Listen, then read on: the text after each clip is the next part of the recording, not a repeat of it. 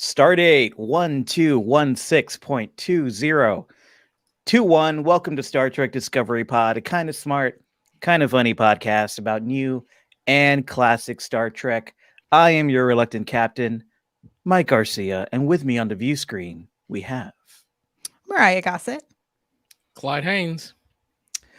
Grant Davis isn't with us right now, and I forgot to think of a clever Trek pun reason that he's not here. Can anybody He's been help me? destroyed by the DMA. The mini DMA or the actual DMA? Oh, the mini one, of course. The mini one, yeah. Yeah. I was going to say he's got a 2:00 meeting. This week we are streaming the pod live on YouTube. We're going to be talking Cronenberg. We're going to be talking arrogant scientist. Talking lovely, beautiful, but deeply troubled ship's counselors. Talking DMAs. Talking inmate rights. Talking stars. Talking Trek.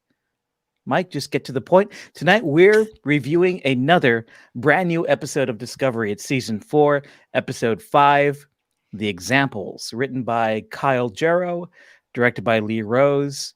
I'm excited to dive into this one, guys. But before we do, Clyde, can you remind the folks about the live chat?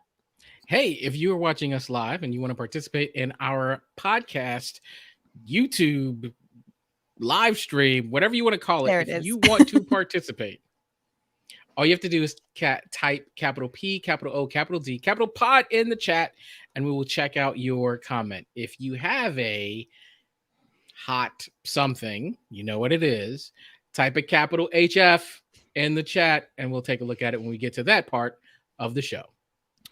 Yes. But you know, before we do anything else, let's do some I hot think breaks. it's time.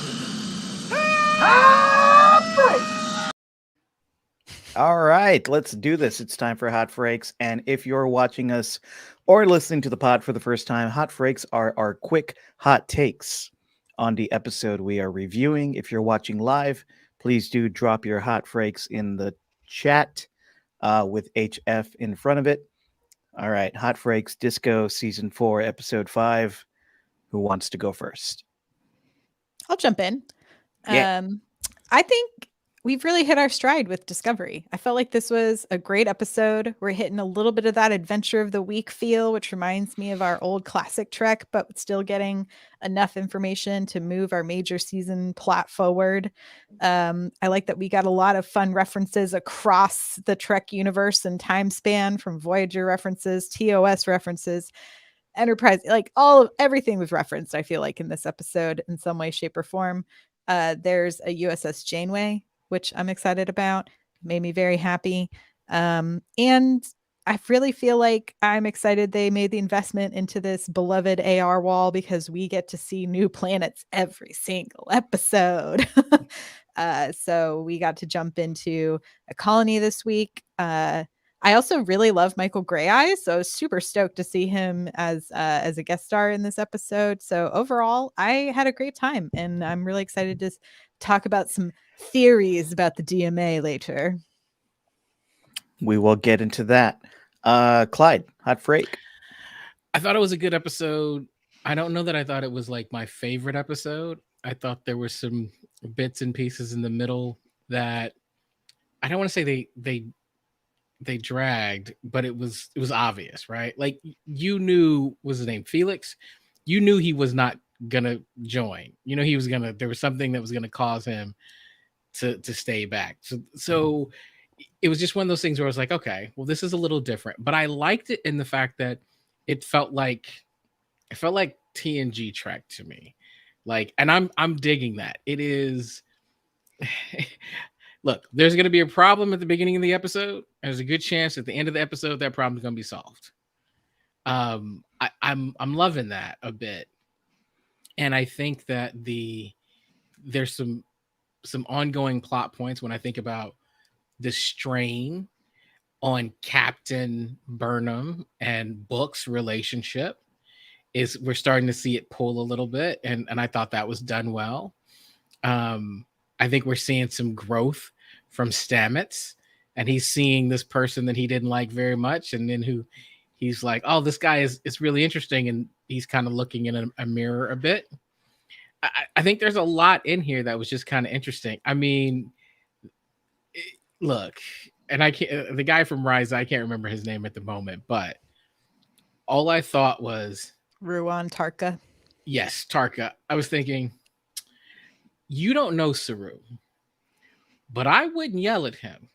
Of all the people on the ship, he's probably the last person I'm screaming in their face, because not only can he pick you up and just start slamming you on the deck like a rag doll, he's got these things in his neck. So yeah, I'm not messing with him. So I thought that was a bold, interesting move, and kudos for Saru for keeping it very chill. I like that. So no, I thought it was a good episode. I just didn't think it was my favorite episode. Yeah, definitely not like the high point of the season for me, but still really solid. And I think what I like the best about this, well, two things. I really like that this episode, like Star Trek of the past, did a nice job of presenting Starfleet as an empathetic outfit, and it showed that empathy as strength, like when Michael and Book risked their lives to save these inmates, 6 inmates. And um between Michael and Book, they didn't know what these inmates did, and they didn't care. They deserve to live. We need to save them. We're going to be empathetic, and that translates into being brave and being strong and doing the right thing, which is what I always responded to about Star Trek and the Federation and Starfleet. So that was a great depiction of that. Also, I just am really loving the focus on Culber this season. We got a good amount of it last season, but I think I think the focus on him this season has the potential to be very deep and interesting, and I like that we're getting a callback to his extreme trauma, his extreme sci-fi trauma, in a way that isn't a joke or oh, I died and came back, haha. You know, we're actually, it seems like we're going to deal with it, and it would only make sense in his role, not only as the doctor, but as ship's counselor, where he's counseling like up to 5 or 6 people a day, um, and counseling all these refugees that are coming aboard. That there's a lot of layers there that will lead to him not just burning out, but what we saw in this episode. You know, he's still dealing with those traumatic effects. He's dealing with survivor's guilt, survivor's remorse, which is interesting, and I like the way they brought that up in this episode. But there was a lot more to like about this episode. You know, now more than I think about it, I really like the idea that this was kind of a, like you guys were saying, kind of a mix of TNG, mix of TOS with the plot. You know, there was a problem, we solved it through ingenuity and bravery and empathy and all that. But there were also some really great character side stories, and there was a really there was forward movement, it seems, with the DMA plot. So it was a good mix of stuff, and I thought it was really solid. Before we dive into more, I do want to get some of these hot freaks from our live viewers. We can talk about those. All right. Marge. Oh, good point, Marge. Marge says Zora has feelings. Mhm. Could be trouble. That's what Marge took away from this episode. Yeah, are we do we really want our AI to be sentient? So far Zora has been cool and helpful and chill and empathetic, but if Yeah. you make her mad, is she gonna It's gonna funny. like heat up your sonic shower and give you a nice, you know, burn or something? I'm not even thinking about her hurting the crew, but do you want your starship to feel guilty about shooting down an enemy vessel? Right? Yeah. Like that's a little bit of a problem. Like when I go fire, you know, in the heat of a battle, I don't want you don't want your weapon of choice to go, how do I feel about this? Right? So I think that's the thing that concerns me a little bit. I think it's kind of cool, but it's also a little alarming. I think it's Yeah. kind of cool because I was excited for Zora, like as a character. I was like, oh, I like seeing that growth. But That's an interesting wrinkle you brought up, Clyde. What if Zora has ethical conflicts in the heat of battle? Yeah. Yeah, I'd wonder what the parameters are for Zora as far as like what she can and cannot have access to without like command Mhm. codes and different capabilities and things like that. That could pose as some interesting plot points moving forward. And then we also know eventually Zora is abandoned, so it's interesting to see if that is if that's part of the reason why eventually the ship is retired in that particular way, because She went she's too powerful. crazy. Yeah, another weird, interesting, and I think like super compelling wrinkle in this season, right? We're getting a bunch of interesting stuff with these characters. We saw Tilly take off last episode, which I know we didn't do a pod for the last episode for episode 4, so we'll touch on that a little bit today. And a lot of characters still going through changes and crises and lots of stuff. Continuing with the viewer hot frakes, Kern says, this was not one of my favorites. I was really disappointed with the prison storyline, making it so pat that all the prisoners were either repentant or unjustly incarcerated. Yeah, how'd you guys feel about the prison storyline here? I mean, I'm personally I'm in a oh my god, I can't say the word. I don't think we should have abolitionists. Is that the word I'm looking for? I think so. Anyway, Yeah. I don't know. Anyway, I don't think we should have prisons in general. So that's my personal viewpoint. So I think any imprisonment is unjust. So to me, it was like, yes, of course we should break all of these people out, and like, and any crime is not worth people's time in prison. So yeah, I thought it was an interesting way to kind of put that forward as far as like the personal choices of what people make and how they pursue their justice, which I thought was inevitably what sort of happened at the end, right? Like he knew what he thought his punishment should be for the crime that he did. So I thought it was interesting.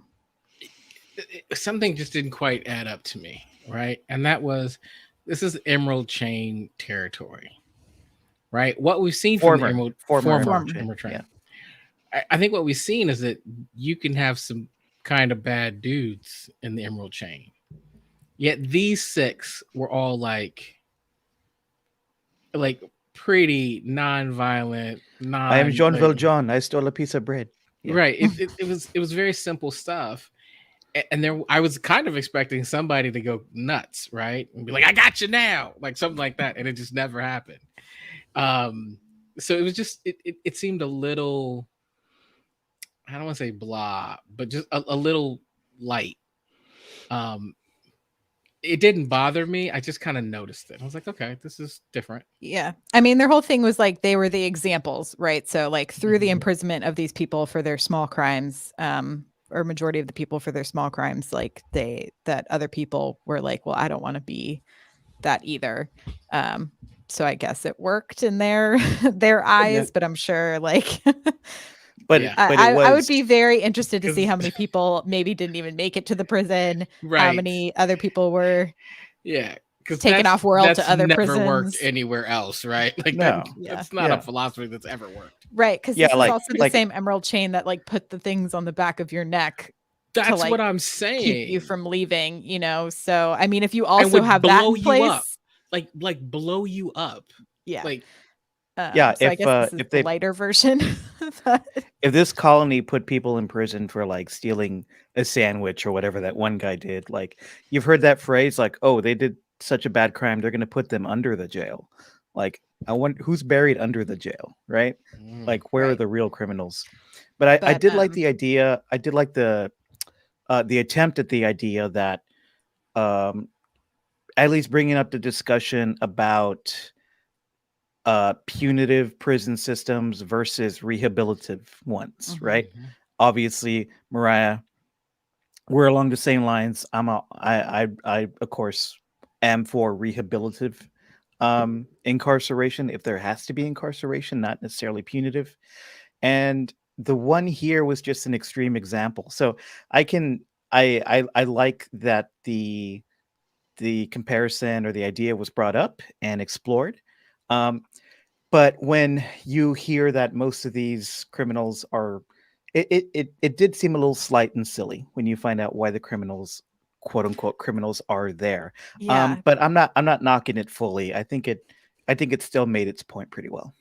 Yeah. I mean, those are all reasons people have gone to jail, though, like on Earth. So it's like, if we all think it's silly in this TV show, then why are we doing True. this to real life people? Yeah. But I Um, think they locked them all up for life though. So Right. that's what was different. Yeah. Like steal a sandwich, life.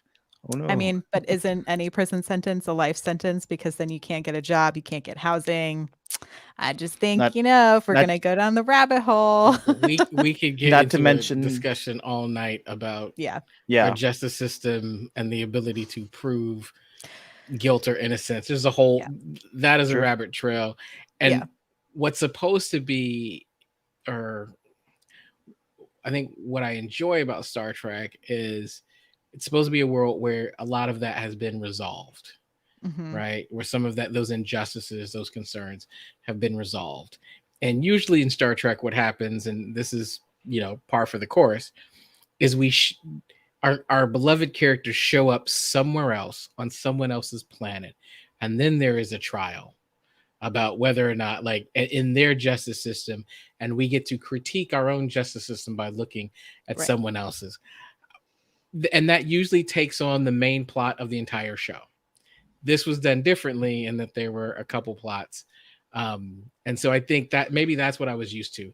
I was expecting Tom Paris and Harry Kim to be struggling over something, or Riker to be accused for murdering some, like things like that. This was a different take. But what it did give us was it was a different take, and I think just like a lot of other episodes of Discovery, instead of putting us through something procedural like that, like some of those old episodes would do to make its thematic point, this one instead invited us into the heart and soul of a character with the guy who stayed behind. Michael Felix. Grey Eyes character, Felix. Yeah, Michael Grey Eyes. I think his name was Felix. And if there wasn't a lot of depth on the page, I think this actor really sold what he was going through, and it really worked for me. So at least we got that. That was really good. Yeah. If y'all aren't similar to Michelle Yeoh, Michael Grey Eyes' IMDb page is full of some really great gems. So if you want to go down that rabbit hole, I highly recommend it. He's wonderful on Rutherford Falls. Yeah, he was awesome in this. Yeah, I really But- enjoy him. Yeah. But We got I some more wanted to. Oh, go ahead. Oh, we did. Okay, go ahead. Choopy says, Hot Freak, this was my least favorite so far, but still has interesting bits and pieces for me. The Colony was the animated series similarity. I definitely think the new scientist is sus. Book is right about him. And all caps, Zora has feelings. Mhm. Thank you for sharing that. Yeah, Go that led me right into what I wanted to talk about, which is I think I think Tarka is suspicious. I'm like, how Oh, would you yeah. know exactly how to build this thing so quickly, even at a Yeah. tiny scale? Which means you probably wrote up a plan for that. I don't think he necessarily made it, but I would 100% guarantee he wrote up plans for something and they were stolen by someone, or because he had that thing on the back of his neck, which I Mhm. think is left over from the Emerald Chain stuff, is what I took Yes. from it. Yeah, And that's so what the somebody Emerald evil has Chain- access to his knowledge. Mhm. Yeah. When people were abducted and on Emerald Chain, like prison colonies, they all had that in the back of their neck, right? That's what that was Mhm. about. You see, I enjoyed Tarka as a character. I thought, like, at first it's like, oh, here's another like super arrogant scientist. It was kind of cool, his dynamic between him and Stamets. And Sean Doyle, the actor, did a good job. But I like that he, even though he was extremely arrogant, but he did prove his quote unquote brilliance. And he also was a team player. He didn't really put anybody down. He worked with everyone. He worked with Reno. He worked with Stamets. He worked with Saru, and he he brought everybody kind of to his where he was. You know, he was like, But he, "Here's what I want to do. Can you join me?" But but he was he still called them names. He called kind of an asshole. he called Reno grumpy lady. Come Mhm. on, man. Yeah, but that's for us to laugh at because we know she's a little grumpy. I This just was I, the I Go ahead. I it felt almost as though he wanted the ship to blow up. Like Mm, he was like, let's push it. Let's just keep pushing. Let's keep pushing. And it was kind of like, I mean, isn't it? It was kind of funny to me that you put like the two most like I don't know, willing to go to the edge of danger for their arrogance and their genius people in the same room. So I'm really glad Saru was there because like while Reno is maybe a little bit more, I don't know, level-headed, I fun. guess. I don't know if she would have the ability to break through that arrogance like of those two together without Saru there. So yeah, I think if Saru wasn't there, they 100% would have blown up the ship. I just gotta say, I really love this cast. And I think an episode like this is okay because the cast just they bring something extra, right? So if it's book in book communicating with very few lines, but just in his emoting his feelings. So if it's you've got that, and then like Tig Notaro like lights up the room, like she's in the room, and it's just those moment things where like she makes the comment about Tilly. Then you've got Doug Jones kind of perfectly. His timing was excellent. It was like I miss her too.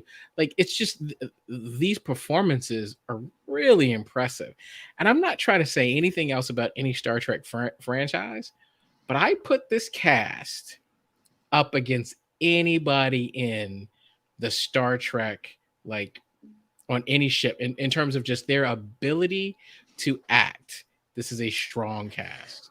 I Yeah. love this cast. I want to echo that because and it's what you get when you have creators writing characters in the voice of the cast because I know that Jet Reno was written specifically for Tig Notaro, and I think the same was done for Doug Jones and Saru.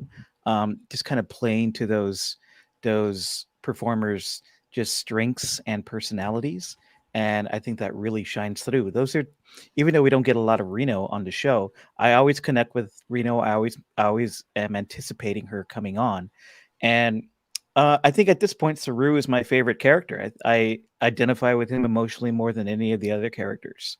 Um, and it's just because of that poised yet beautiful and varied performance that he gives. And the same can be said for all the cast. They're all amazing. Um, I was watching today with my wife, and she was like, "I like the show. It's good. The actors are amazing." She's like, "But what I miss compared to old Star Trek is that a lot of these actors, I've they're almost name actors. I've known them Mm. before, I've seen them before, and I have other associations with them. Whereas with the old Star Trek growing up, I didn't know any of these people, so it was different. It kind of felt like I was in on a secret that I knew who Patrick Stewart was, or that I knew who, you know, Jonathan Frakes was. Do you guys feel a little distracted when you see like Ricky from My So-Called Life on the show or something like that? No, and I think that's too all of these actors choices that they make. Like they really embody the characters that they're playing like and I mean, it could also I think it's just like getting older, right? Like as you get older, you just know more of these faces and these actors. So like Hmm. yeah, Who as like you a calling kid old? as I said older, I didn't say we old. we see that gray in your beard, But I looking mean, do good. you know what I mean? Like when you're Yeah. younger, you're not having the same face recognition of all of these characters, like in the Yeah. same way that now like I grew up watching a lot of MASH and like obviously Alan Alda is like iconic and in so many things beyond just MASH, so it's you but you allow them to really like immerse you in the world. So I don't think I find any of them like, I don't look at them and I'm like, "Oh, I don't believe you're this character because in my mind you're this person." I'm going to echo that because, I mean, you nailed it. And that's a great reference. Alan Alda. I mean, you talk about probably one of the greatest shows of all time, and MASH, right? But when he was on the West Wing, I wasn't thinking about Hawkeye. You know, I was fully invested in Alan Alda as Alan Alda. You can say the same thing with so many characters. Like, I'm a huge LeVar Burton fan, right? Like, I don't like it to come out that much, but like, people say if you could have dinner with someone, who would be on the list? I gotta admit, he's probably on my list a little bit, right? Whether it's Reading Rainbow or Ruth's, right? To me, in my head, when I think about who I was as a young person, he is etched in my memory as an incredible influence and a phenomenal actor. That being said, when I watched TNG, he was Geordi. I wasn't looking at him and thinking Kunta Kinte. However, and I think likewise, when I look at this cast, I look at Sonequa Martin Green and I'm not thinking about The Walking Dead, right? I'm looking at these characters and I'm really into them because they've brought me there. That was a risk. That was a risk. Now, I will say, the only character, and she's a phenomenal actress, and it's more my issue than it's hers. But when Michelle Yeoh shows up, I think about a lot of her roles, and I'm dying to see her with a sword in her hand. But that's my issue, not hers. Yeah. Well, because she's so good with the sword in her hand. I mean, it is amazing. Yeah. She's literally one of the best like movie swords people of all time. So Yeah. Yeah. Watching Shang-Chi, I was like, why isn't she kicking more ass? They need to use her more, you know? Like, that's all you're gonna do? Okay. Yeah. But Good point. I will say though, I also think it's fun that they are finally giving us some moments with our other bridge crew. I was talking to my roommate about this today. Actually, it was the one thing I am missing a little bit of from older Trek in this particular series is more of that full ensemble bridge solving problems kind of stuff, you know, getting around the table and everyone's discussing how to solve the problem versus like kind of these smaller groupings and missions and things like that, which I don't know if I could see that being partially some sort of maybe COVID restriction, trying to not have as many people close to each other in one room for kind of things. But yeah, that's like the one thing I missed, because I did like that we finally got to see Commander Reese give us some backstory. Although then also, because we haven't had more of those moments, I get really nervous then that someone's going to die, because I think I have such trauma around television now where it's like, ooh, we're going to give you 5 nugget facts about this character that you've seen for a long time, and then we're going to kill them, you know, sort of like what happened to Avery, right? No. Our robot person. Ariam. Yes. Yeah. I'm like, please don't kill Culber again. No. Don't do that. to No. my heart. Come on. now. I was gonna say, Mariah, to your point, like, I miss it. Like, they will pan to like Nielsen, and I'm like, and this episode, her big line was this, just a nod, like, Nielsen, can you do this? And a reference. Put Nielsen on the con. But Reese got some time. Yeah, Reese got a little time. I don't know what happened to Bryce. I think so. I noticed most of the bridge crew was swapped out, and they had Easter egg dropped last episode about Culber implementing work hour restrictions and having more shifts. So I think this is them being like, oh, here's like the secondary bridge crew. I did read that the actor. I did read that the actor who plays Bryce is working on another show, so he's kind of splitting his time. But we got a Schlurm on the bridge. Yes, I saw that on the con. To your point, I do like the ready room moments where they're sitting around and it's like, here's the problem. And then they're going by one, and it's like, and you're getting to, part of that is understanding who they are, right? So I want to see them solve together, and instead of, and maybe it is because of COVID restrictions, but it does see like we're in pockets. Like, no one, you can't have more than 3 people in a room on the same set at the same time. It's like, okay. We do have a few other interesting hot freaks. Drewster 100 says the DMA represents the sins of Starfleet past and they must make amends. Spear builders? So if we're talking about the sins of Starfleet's past, yeah, there's lots of sins, but I think it's with Mr. Arrogant Scientist from Risa that we got. I We mentioned that he is working on this one of the super secret um next level spore drive projects, right? And all of a sudden he knows that there's a P in the middle of a pod, and that's what you have to push to make the DMA go or to make it stop. How does he know this? How do we get all this information? So yeah, it really feels like the DMA, if it's not some like creepy big bad using some crazy power source to destroy whole worlds, then it is some um unknown side effect of intellectual and scientific hubris that maybe came out of one of these secret Starfleet projects, right? Mm-hmm. Yeah, I was talking to Drewster 57 and a half, and just kidding. No, but I like that idea, that it's it's representative of something that maybe Starfleet has done, right? If you think about, they're at this point where they're creating this new federation, and maybe it's not as rosy. However, I think because it's Star Trek and because it's Discovery, I wonder if there's some type of time element involved here, right? Like this is some experiment that has gone out of control, either in the future or in the past. And, I'm not quite willing to say that there's a big bad yet. And I'm more wondering if this is an accidental experiment gone wrong.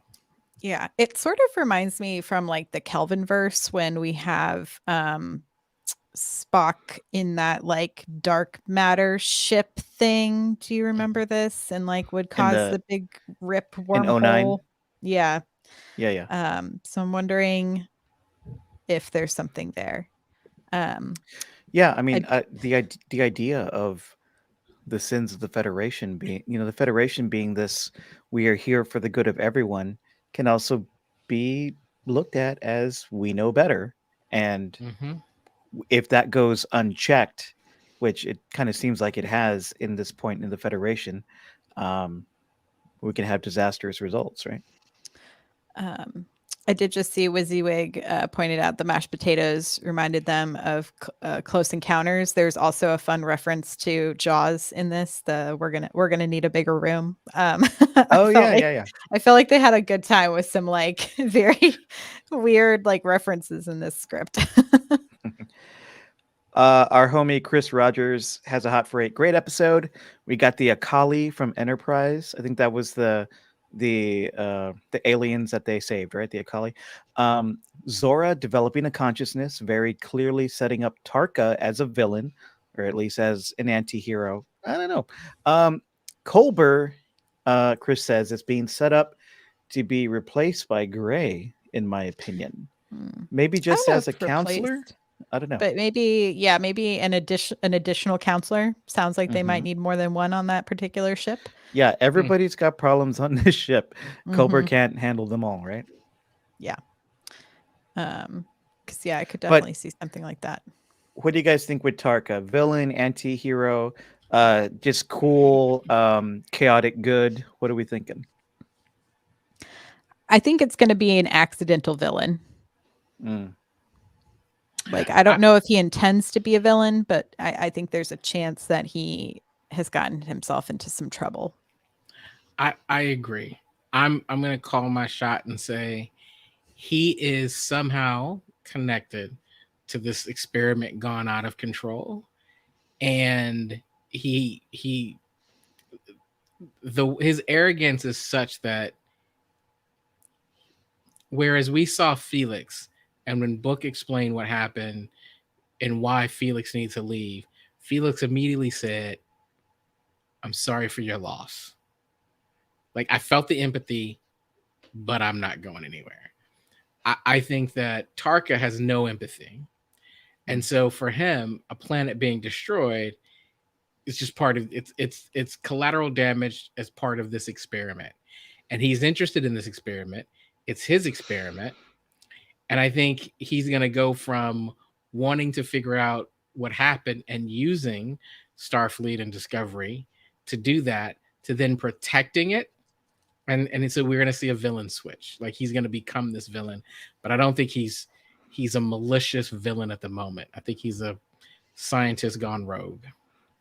Okay, mad we're treading on theory territory here. Mariah, do you have any updates? Any You know, Mariah's got theories. DME theories?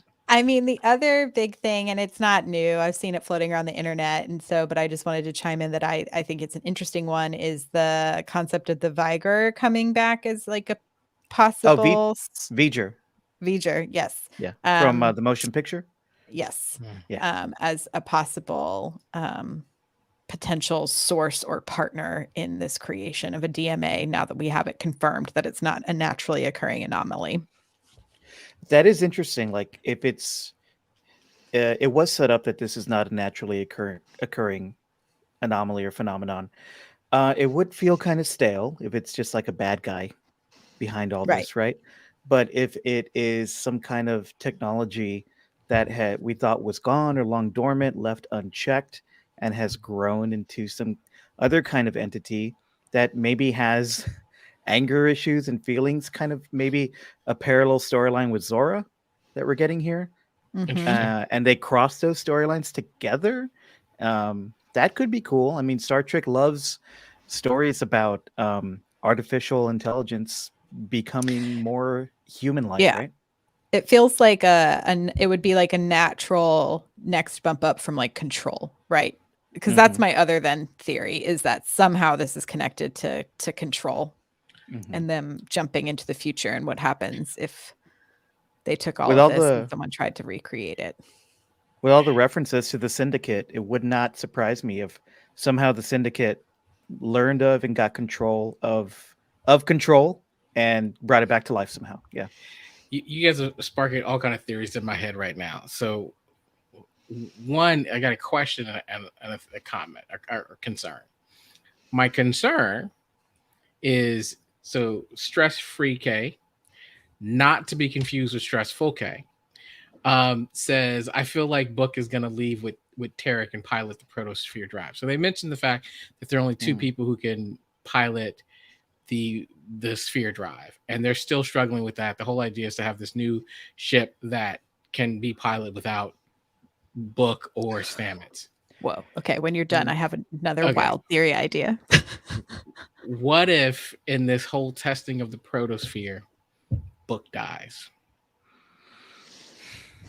Yeah. I feel like we can't take away more from Michael Burnham, one. But here's my second theory. But she's strong enough to take it. I don't want it though. Their chemistry is too good. You cannot, like, unless there's like unless you can show me a deadline booking of David Ajala getting some big role somewhere else, I won't believe that. But Marge says no. Exactly. My thoughts exactly. But what if Tarka was covering up the fact that he has instead kidnapped all of the empaths from Book's planet to test the proto? And had to destroy and accidentally destroyed the planet in that process. But like they're alive, most of these empaths? Yes. He's taken them off world. Okay. I want that. I want that. I don't think I'm gonna get it. Probably not, but it would be wild, right? I would because here's the thing. Like I feel like to be there 1 minute and then to see everyone like your whole planet like destroyed. I want that to be undone. Right. I want this is Star Trek. So somehow I want that to be undone, and I want Book to stop hurting. So I want that. I just don't know if I'm going to get it. So here's my other question for you guys though. So they teased us with the Calypso short trek, and we then waited like a full season to see something around like this computer and this state. Now we have it in a situation where she has a name, the ship has a name, the ship has feelings. Are they going to abandon the ship by the end of this season, and we get a new Discovery with the new spore drive? I don't I know don't know because if we've by the already gotten a redesigned ship this season, right? Like it's already happened. I think they would wait a couple more seasons before they blow that up or change the design of the ship again or something. Yeah. yeah, I feel like that would be something that's going to be like the last episode of Discovery. Mm-hmm. Mm-hmm. Setting up the finale. Mhm. Setting up Interesting. the finale. Yeah. I like that. I like Mariah. I want to go back to your theory, which, according to WYSIWYG, you're very sinister. I agree. Wow. Stress Freak K says, "I've always felt there were some empaths left from Quajon somehow, so I like that idea. The show is setting up has shown us a few things, right? Shown us that it reminds us pretty much every episode that Quajons are empaths through book, right? The show showed us in this episode um, a refugee story and some depth behind that. And the show a few episodes ago, remember that episode where all those aliens were asleep on the pods on the ship Mhm. in stasis?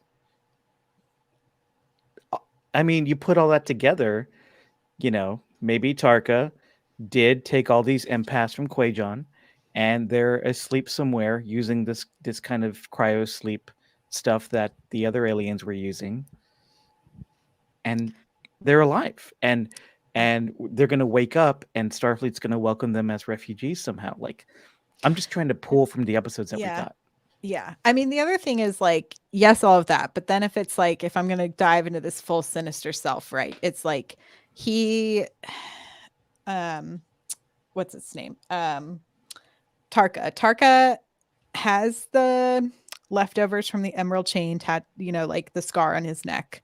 So potentially he could be a little double agenty and perhaps was like, the only way to pilot these things is to use these empaths, right? That they've been able to figure out because they haven't been able to recreate what Stamets has.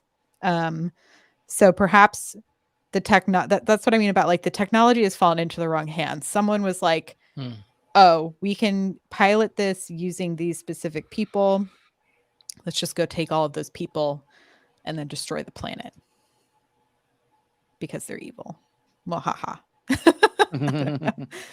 But yeah, I don't know. It could be very interesting.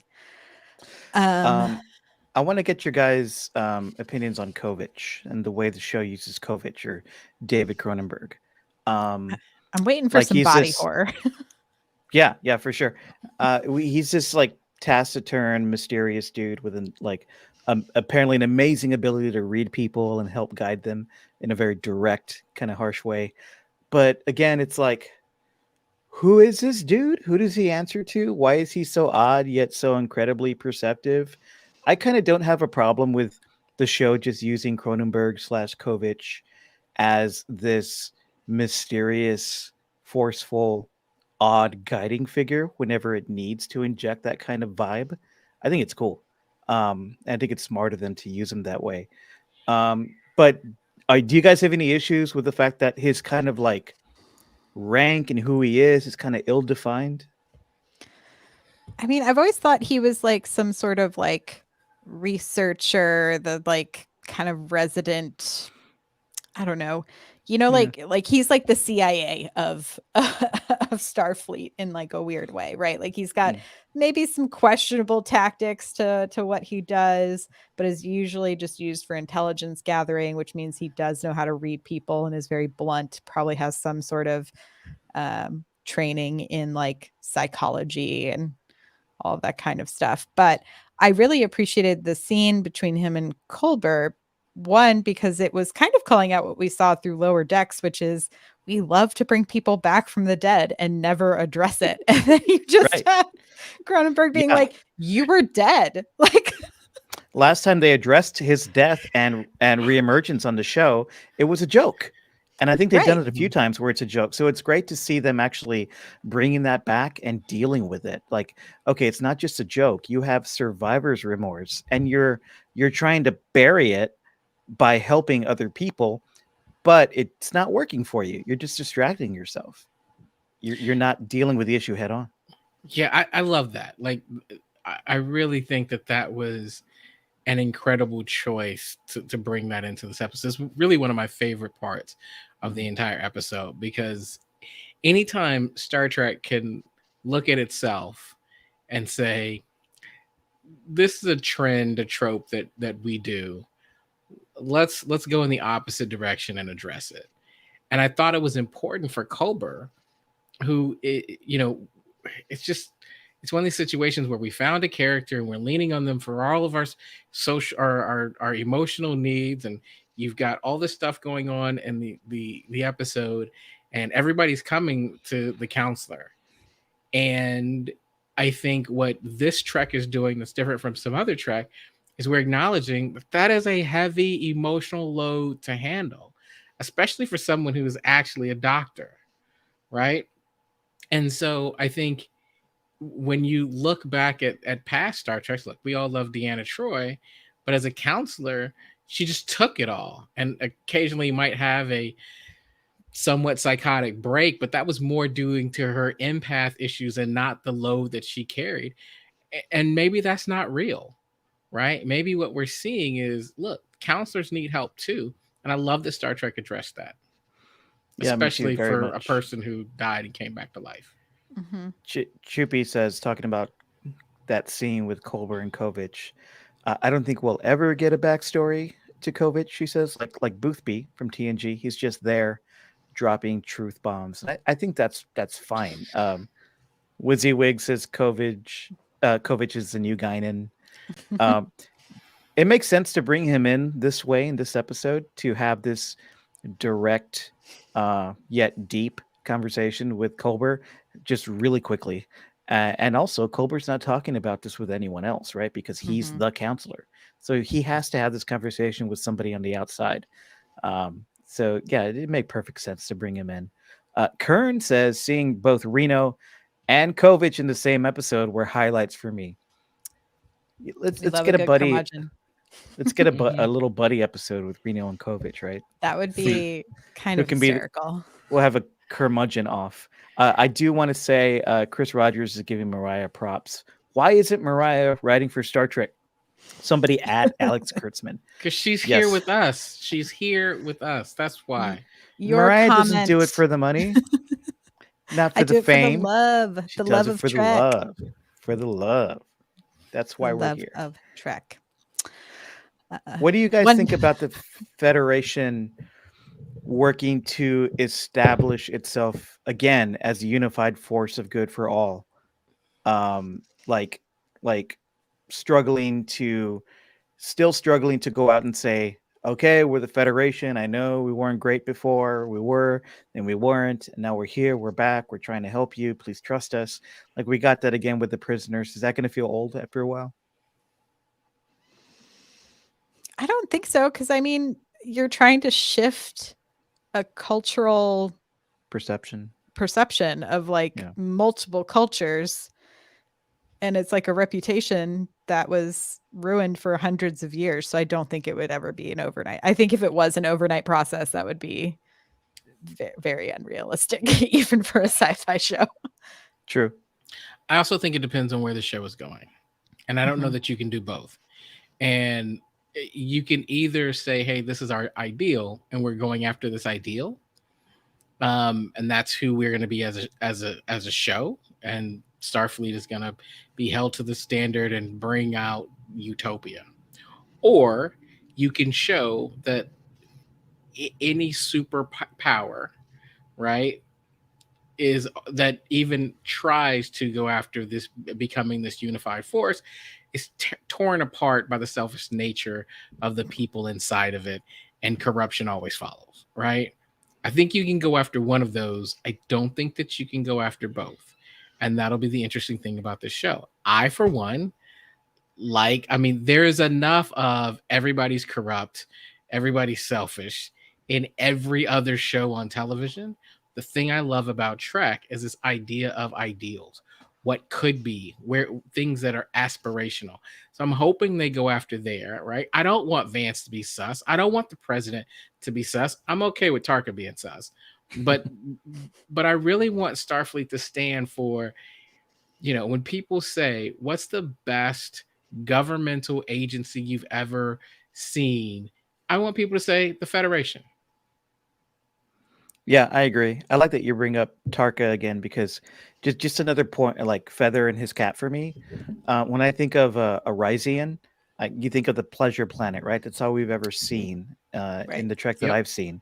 You see like Vanessa Williams in DS9 being a very intelligent and strong-willed person, but also being a person who's there to cater to others' needs and to make sure that they're comfortable, kind of like a cruise director, right? A glorified, and that's what you think of when you think of Ryzians.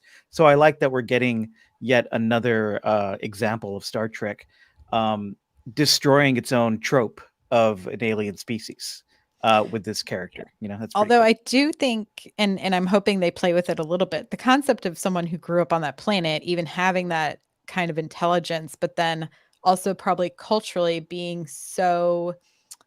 I don't think he's often been told no before, right? Because he grew up on a Sure. planet where Yeah. anything you want can happen. Yeah. So what happens when Saru says no?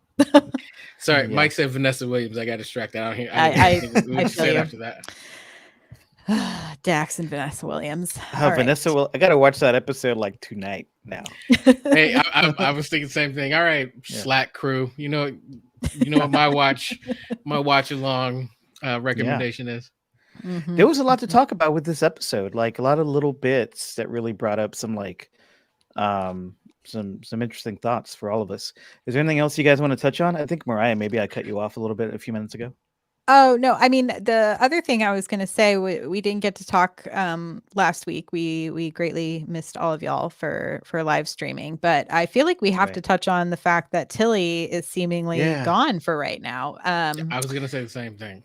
Which is, I mean, this isn't really a spoiler. It's like they pretty much confirmed it on the Ready Room that Tilly will be back at some point this season, much like how Saru has left and come back, and we'll kind of see what that looks like going forward for her as a character. But I thought last week's episode, it was a great Tilly character arc, but I was a little disappointed in some of the like directorial choices of that particular episode. Oh yeah, like what? I just thought it was like weird pieces were chosen of that of different performances. I don't know. It felt uneven. It felt a little choppy. Mhm. To me personally, this is also it could just be a weird. I also, the director is the same guy who edited Bohemian Rhapsody, which I also did not enjoy. So I feel like it's just like the reputation spoiled it in my mind. So yeah. But I'm hoping we get Tilly back sooner than later in some way. Yeah, I shape, do or too. form. I don't mind. I like the idea of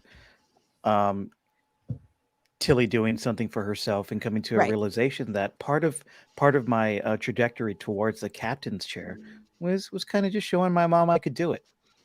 But with my mom and all those expectations removed from the equation, now that Right. she's long dead, I'm going to do something for myself.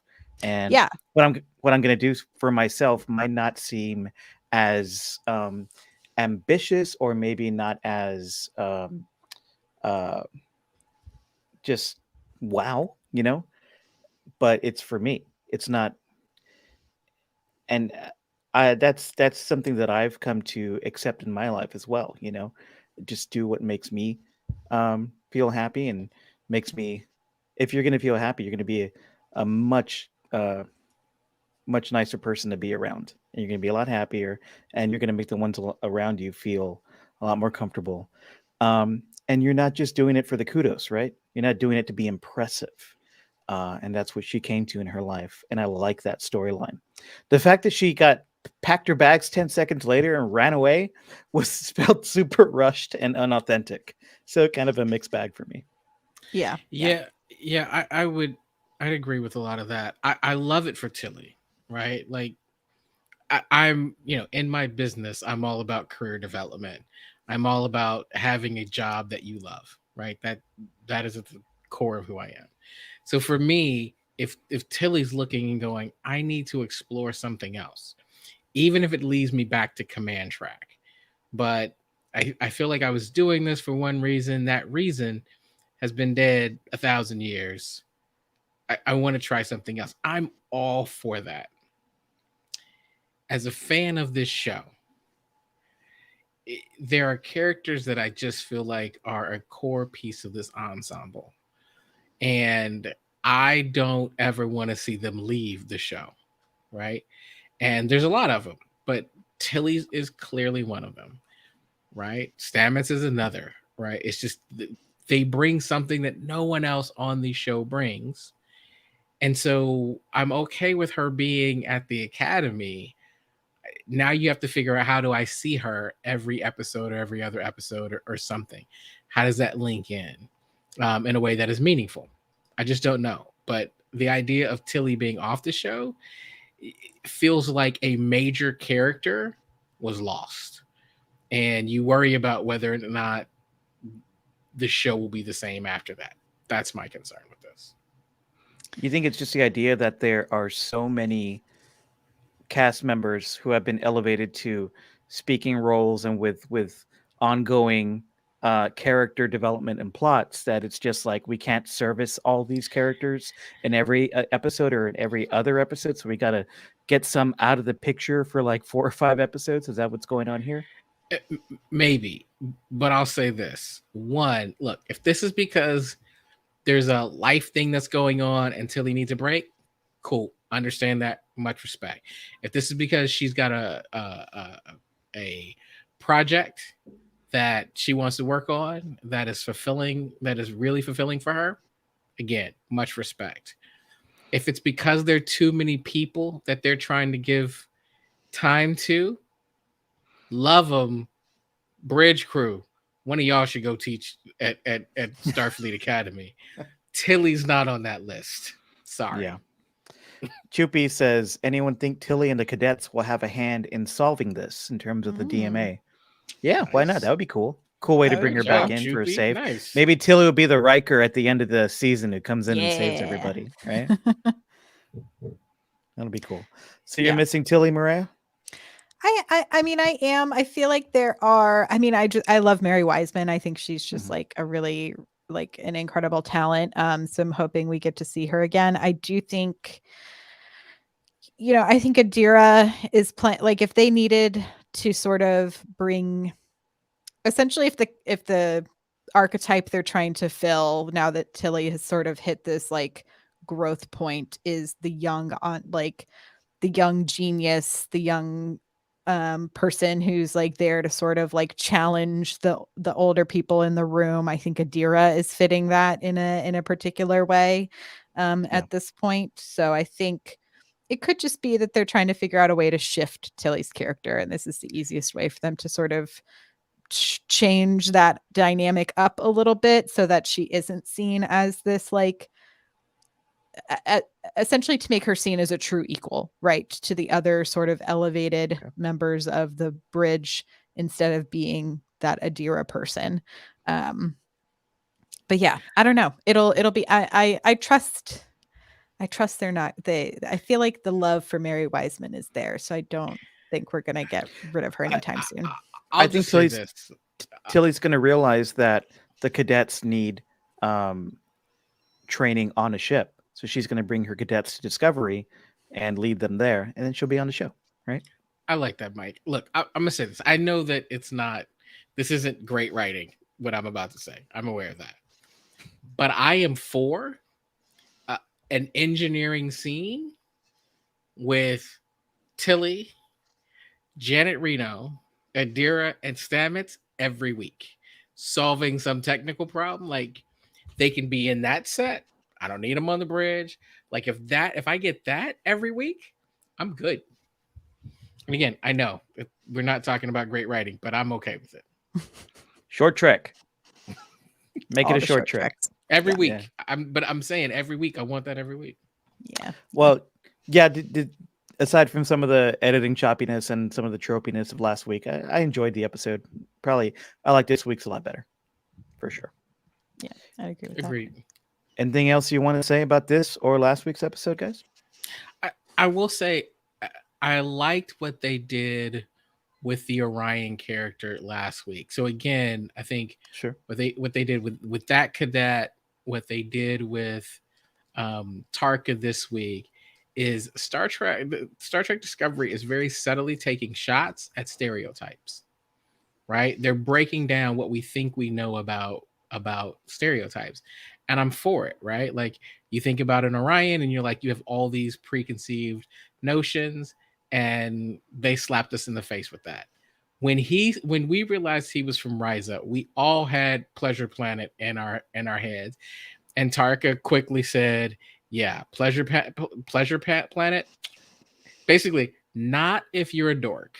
And I thought that was good. So I like what they're doing and kind of redefining what we think of and how we've fallen into this trap of thinking that everybody from a particular planet is the same. And we do that a lot, whether it's Klingon, Romulan, or Vulcan. We've gotten in this trap of going, well, okay, well, the planet is the same. And if you think about what Star Trek stands for, it's kind of ridiculous. And I like that they're calling us on it.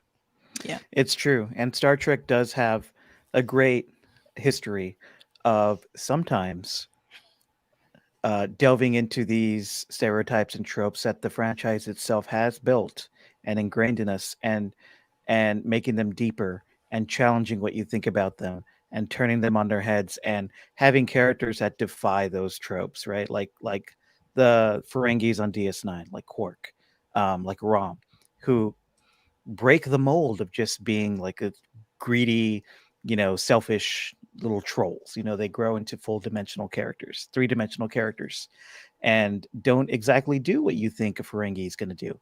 And yeah, that tradition is definitely carried on more here in Discovery. And yeah, the latest example was our Ryzen scientist, for sure. All right, I think we're at an endpoint, guys. Thank you, everybody, for tuning in. We'll be back next week with another dive into Star Trek Discovery with a review of Season 4, Episode 6. Mariah, talk to people. Yeah, so you can find us at StarTrekPod.co, where you can find all the links to subscribe to both the audio and video versions of this podcast. Make sure if you would like to join us on Thursday nights live and engage with us in the chat, you can do that on YouTube. And you can click that notification bell and subscribe so you get an alert when we go live. Clyde, how else can people find us on the internet? Make sure you follow us at Star Trek Pod. You can follow us on Insta and Twitter. I want to say a quick thank you to Karen, who runs our Twitter. Thanks, Karen.